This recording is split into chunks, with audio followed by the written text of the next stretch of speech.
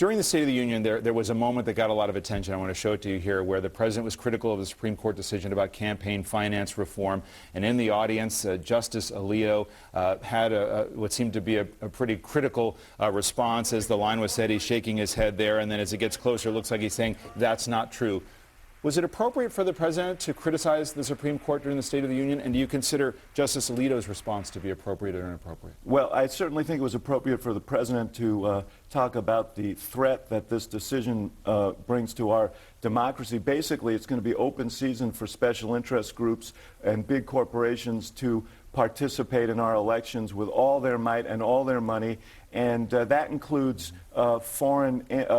domestic branches of foreign-owned businesses, even foreign government-owned businesses. In fact, some of those companies signaled on Friday, according to the Wall Street Journal, that they're going to lobby vigorously against any effort to rein this in. One thing we ought to be able to agree on, and maybe we can here today, is that we shouldn't have foreign-owned businesses, and Hugo Chavez should not be playing in American political campaigns. And I, for the life of me, don't understand why we wouldn't make that illegal. That moment, though, was that the appropriate forum?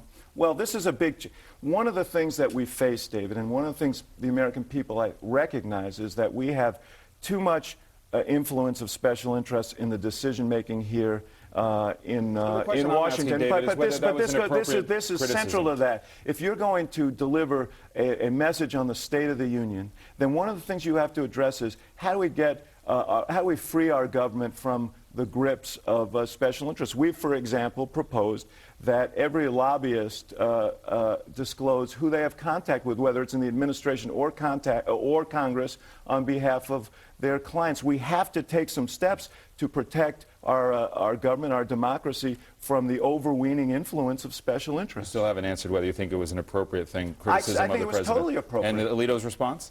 Well, look, we in this weird political season, we've become accustomed to unusual outbursts in the chamber during these speeches. Final